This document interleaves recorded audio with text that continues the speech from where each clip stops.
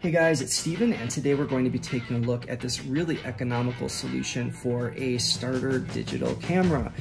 This is the actual device itself, and everything that's included: manual, a lens, a 32 gigabyte micro SD card, 2 batteries, the battery charging dock, a wall cube for your USB, as well as the cord that connects these two together or connects your camera to the computer.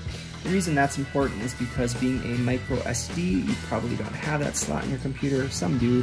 Otherwise, you're going to need to get the little converter one where you slide it into it, and then that's the piece that goes into your computer. Otherwise, you're going to be utilizing the USB cord. This is expandable up to, I want to say, 256 gigabytes. Yep, right there.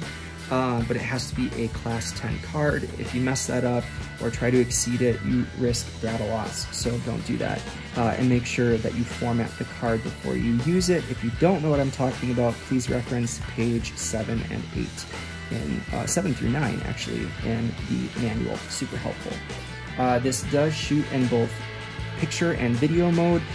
With 4K, you get a maximum, here we go, the 4K resolution up to 30 frames per second, and you can go as low as 30 frames per second with 720p. So pretty versatile, and it works for a bunch of different modes. So if you're looking for portrait photography, landscape photography, or even action shots, pretty versatile, but you're not going for pro quality with this camera. So I don't want to talk about things from a high production standpoint. Keeping the price point in mind, I think this is a really inclusive set. This is more than adequate if you're giving it to a kid. I just want to break down a couple things so you do know what you're getting though. What makes it nice is it does have the Wi-Fi functionality on it, and you can pop that lens off. It's super lightweight. But keep in mind, this is a digital zoom. So with digital zoom, what makes it different from an optical lens is that you're basically taking an image and trying to stretch it over and over and over again. And so sometimes when you zoom in, I shouldn't say sometimes, the more you zoom in, you're going to lose picture quality. So if you're up close to something, I think it's great. If you're doing video and you're keeping it at a steady shot, it's great. But if you're recording your kid's graduation or a wedding and you're in the back row, you might want to invest in something a little higher end. That being said, let's actually talk about the lens. So I'm going to pop the little cover off here and here. It has the threads on it, which hopefully you can see. I'll try to zoom into back here. There we go. Which is nice because you can play with different filters. If you wanted to connect another lens to it, I guess you could. At that point, I would probably just get a higher quality camera, but this is great. If I can close it. There we go. And then that just connects to the camera here. It does add a bit of weight, but it feels like a pretty durable camera. This is like, I don't know, I would just say heavy duty plastic. The micro SD is a bit of a pain. I just want to show you here. So if you try to push that in, it's going to pop out. There we go.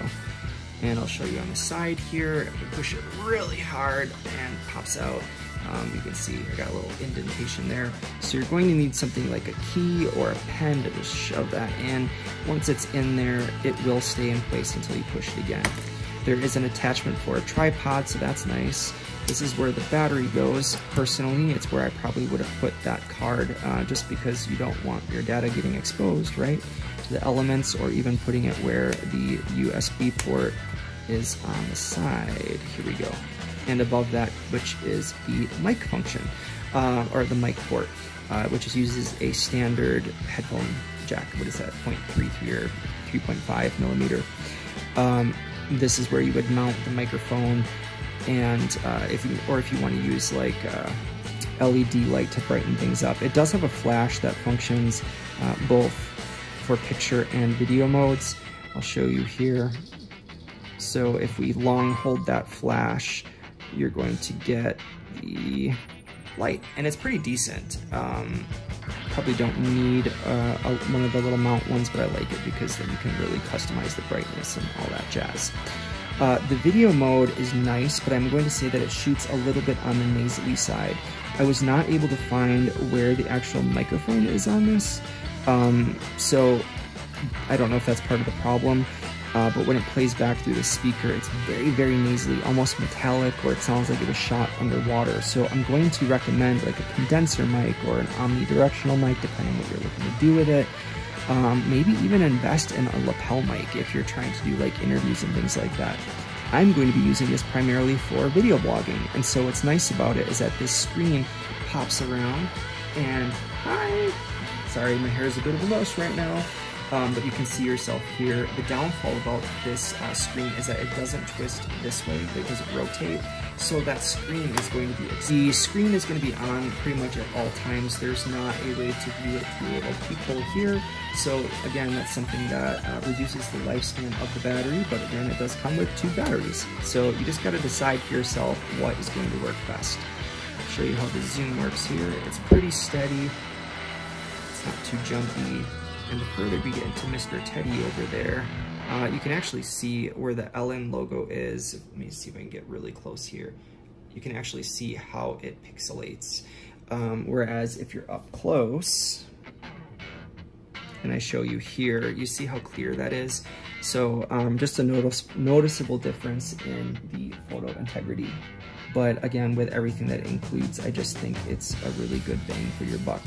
Trying to think if there's anything else. I think that's about it. So